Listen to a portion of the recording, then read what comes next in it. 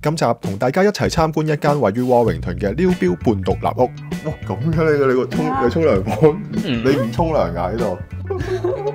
屋主會分享幾經波折，由租樓到買樓嘅過程。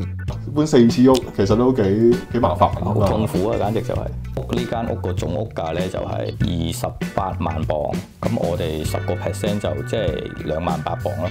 仲一手包辦新居嘅裝修，連買條地腳線，全部腳線都係自己整。哇！嗰啲角位都整得咁靚嘅。係啊，你睇下呢度。Hello， 大家好，我係安迪。嗱，見到我身後邊啦，有地盤啊，有新樓又剩咧，咁就唔係一個樓盤廣告嚟嘅。咁今日就好開心啦，去到我一位同事嘅新居裏邊參觀啊。咁佢就透過 share ownership 嘅方式，就買咗自己人生裏邊第一間嘅 dream house。咁大家都知我喺工廠裏邊翻工啊嘛。咁以往啦，每逢聽到工廠裏邊嘅同事咁就出到去創業啊、開餐廳啊或者買樓啦，都會非常之開心嘅。因為咧，每一個香港人啦嚟到英國啦，其實都係想揾到自己嘅夢想啦，或者揾到自己一個少少嘅安樂窩。其實啦，我都好欣賞呢位同事嘅勇氣啊，因為好多時大家都會聽到有啲人咧第一次嚟英國咧就已經係移民。咁我呢位同事一家4口第一次搭飛機就已經係移民啦，真係少啲勇氣都唔得啊！話雖如此，除咗勇氣之外，有2樣嘢都不可或缺嘅。第一就係數據。第二就係網絡。點解我會咁講呢？睇過以下片段，大家就會知道㗎啦。尋人熱線有咩幫到你？有2個人唔見咗啊！咁佢哋點樣唔見，同埋幾時唔見㗎？擰轉頭就唔見咗啦，係7點21分，但係而家8點31分啫喎。咁點解佢哋會唔見咗嘅？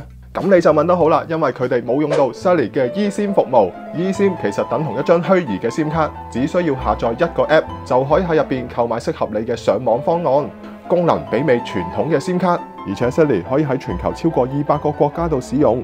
最重要就係 Sally 嘅團隊會提供全天候嘅支援服務，而且有龐大嘅 VPN 功能做 support， 提高你嘅私隱同埋安全保障。出嚟行最緊要有數據同埋網絡。咁好嘅服務邊度可以揾到先？click 入以下連結，輸入我嘅優惠碼 Andy Studio， 即時有15% 折扣優惠。唔想失蹤嘅話，就記得下載啦。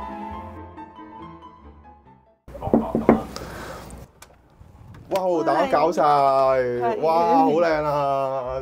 第2次嚟到，我哋扮晒第1次嚟到，好唔好？呢啲係你自己整出嚟㗎嘛？係啊，自己畫㗎，呢啲係油畫咯。哈哈，呢個。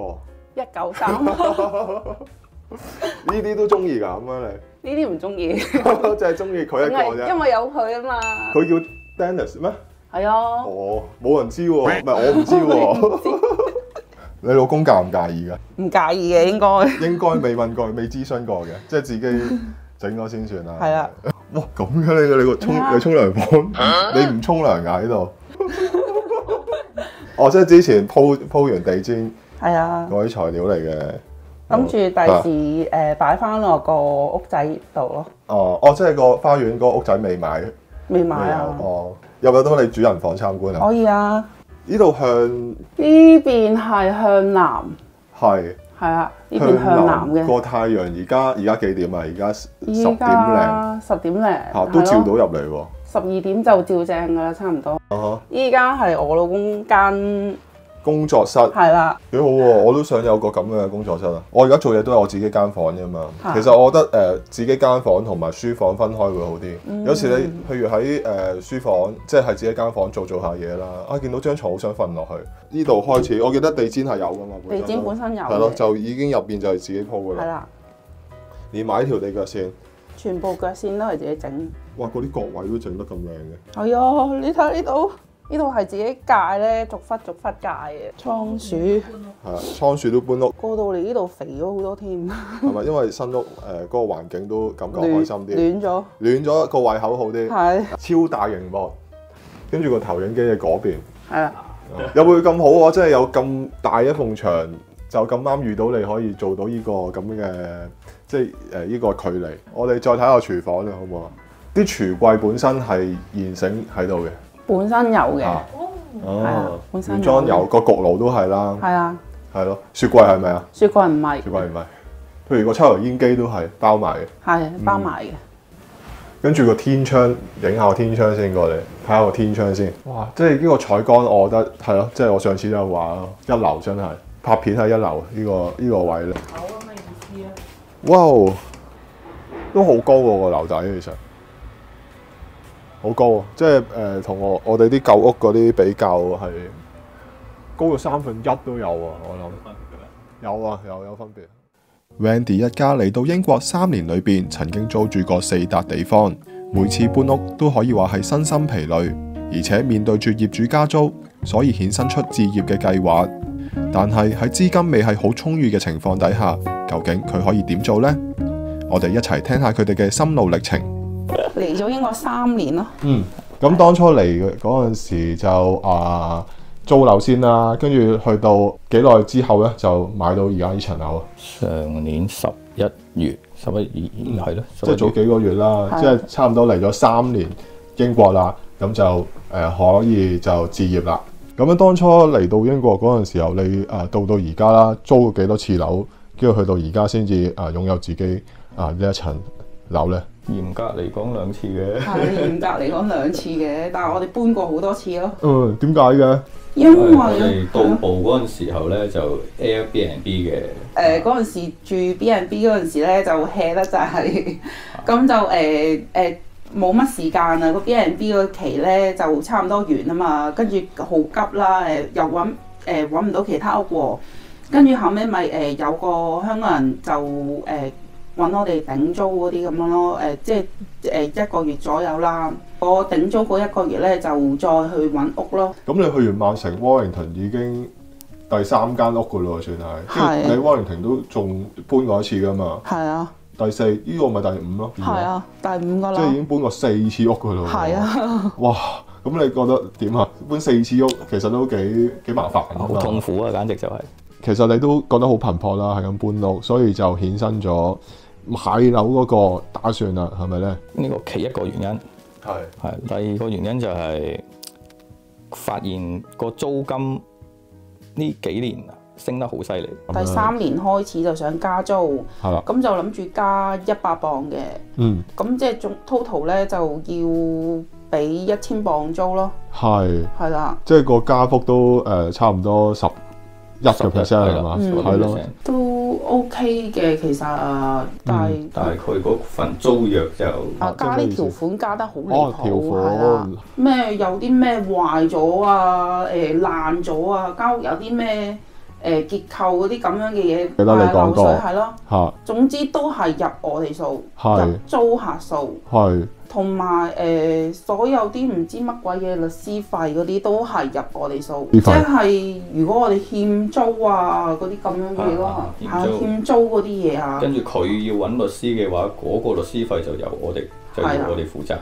見到有條咁嘅條款加落去啦，或者好多唔同嘅細節都唔同咗啦，咁之後你哋覺得唔公平啦，或者係覺得係啊，根本就唔合理嘅，唔合理，係啊，揾咗第二間租，跟住搬咗第二間屋之後咧，就咁啱見到 Wellington 呢度有新樓盤，就可以用 share ownership 嚟買嘅，咁就試下咯。聽聞就即係有啲朋友都係用 share ownership 嘅，咁但係佢哋就話多數都係買50%。係。咁我哋資金都唔係好夠啊。咁咪試即有聽過話可以再低啲嘅，咁咪去嘗試下申請咯。係啦。但係一開頭我記得你同我講話係嘗試申請嗰個係 mortgage 嚟㗎嘛，係咪啊？係啊，係啊。係。但係就結果係點啊？結果係佢唔批咯。佢就話因為以你呢個入息，即係我哋有2個女啊嘛。咁啊，又要擸埋嗰2個女嗰啲支出嚟到計嘅話咧，咁你佢就話我哋負擔唔起嗰條數。係。所以就唔能夠通過嗰個壓力測試咁樣。係，明白。所以就轉咗另外一隻方式，咁就去share ownership，咁又去買到而家呢層樓啦咁樣。咁個過程又點樣咧？好順利嘅，證明咗你有可以買得到佢嗰個10% 嗰筆錢啊，佢就已經即時批你，跟住啊抌翻你去Taurus 嗰啲銷售團隊嗰度，咁樣 total 個總屋呢間屋個總屋價咧就係28萬鎊。咁我哋10% 就即係28000鎊咯。租樓嗰個壓力其實你每一年都唔知佢加幾多。係啊，即係你突然之間好似之前咁樣無啦啦加100磅，你心理壓力好大咯。同埋你租樓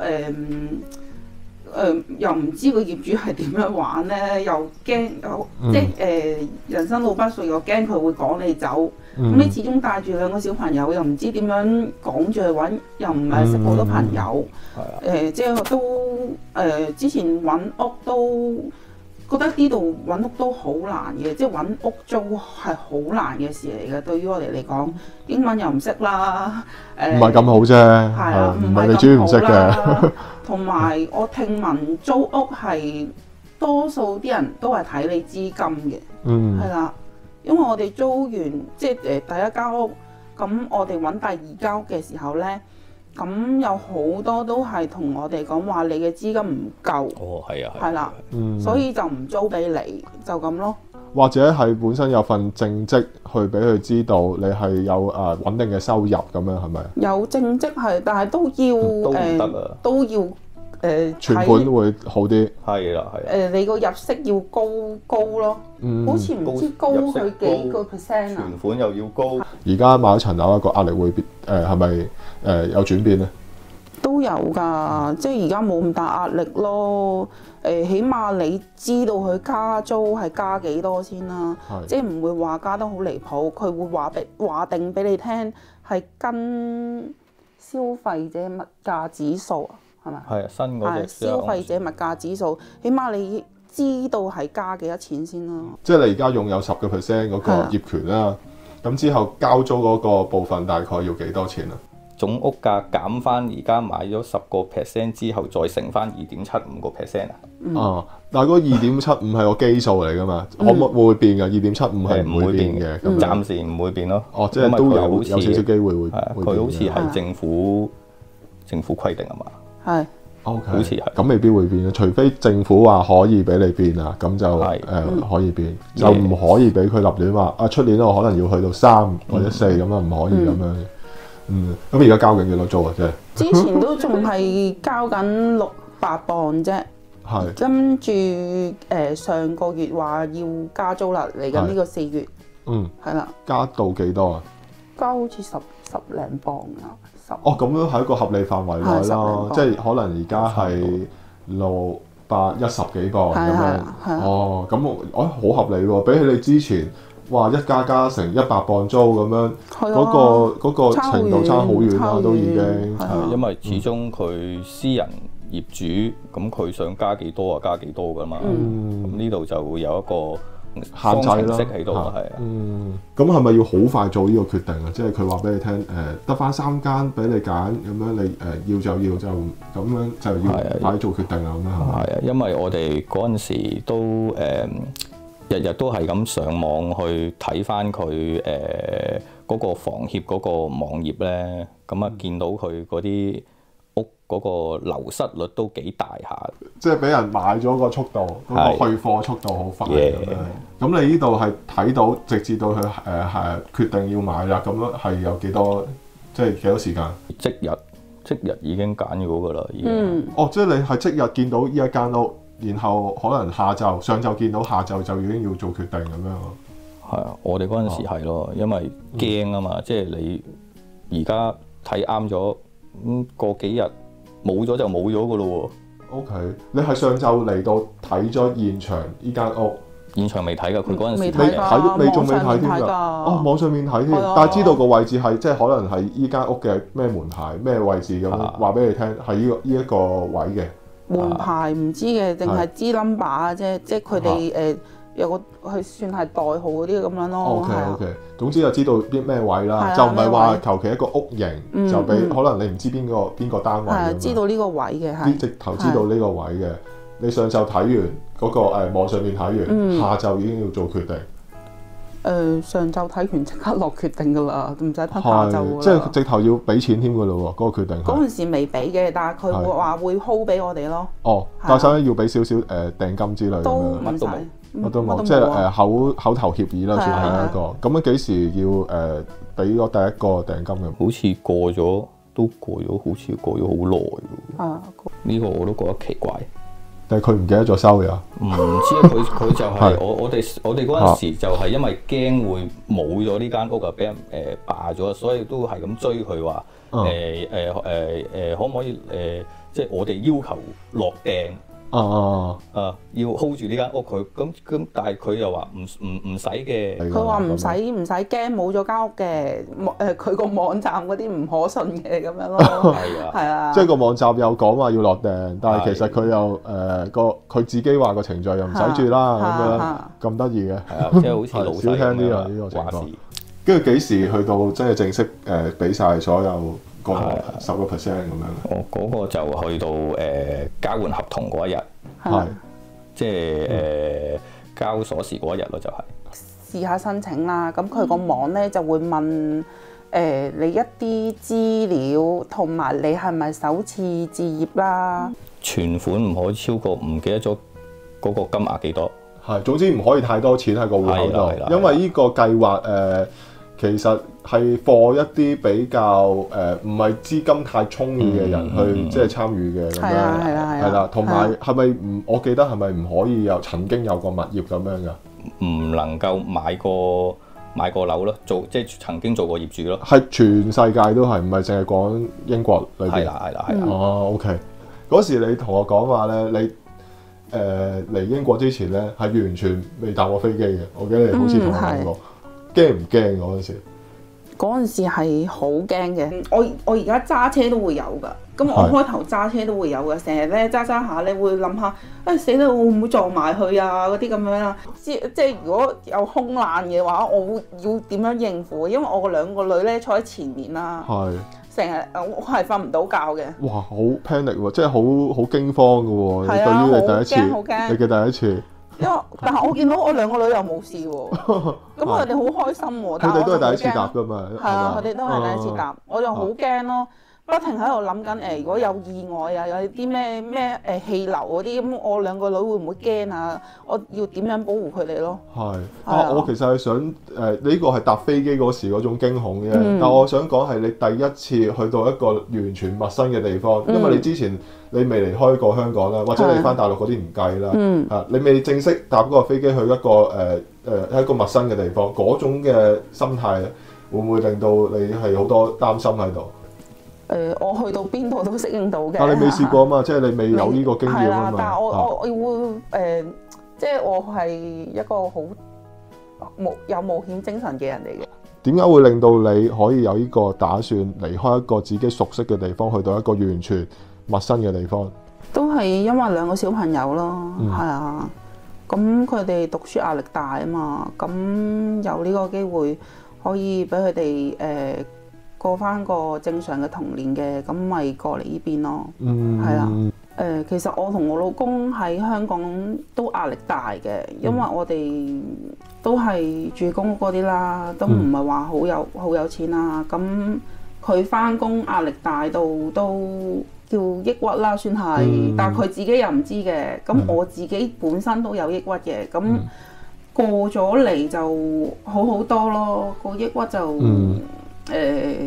冇咁嚴重咯。講翻生活啦，而家你都個壓力一定係減少咗好多啦。係啊。咁啊一定鬆動咗好多啦。咁樣都係。係咪啊？咁之後就點樣？有咩計劃啊？之後都有諗住做啲小生意嘅，係啦。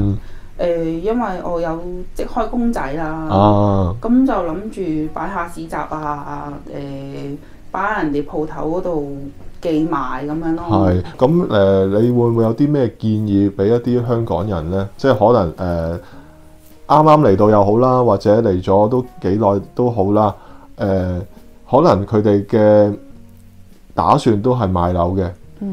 你覺得會唔會有啲咩方向，或者有啲咩建議俾佢哋呢啲想置業嘅朋友？可以一步一步咁樣達成佢哋嘅目標。咁啊，兩公婆慳啲使啦，咁兩個返工就儲1-2年都買到呢度，用到 share phone 就算嚟買樓嘅。係咯，好啦，臨尾講嘅加油啦，加油！加油！離開熟悉嘅地方並唔容易，但係你已經好勇敢。嚟到英國呢段路未必係好平坦，堅持夢想，總有一日你會為今日嘅自己感到驕傲。加油啊，香港人！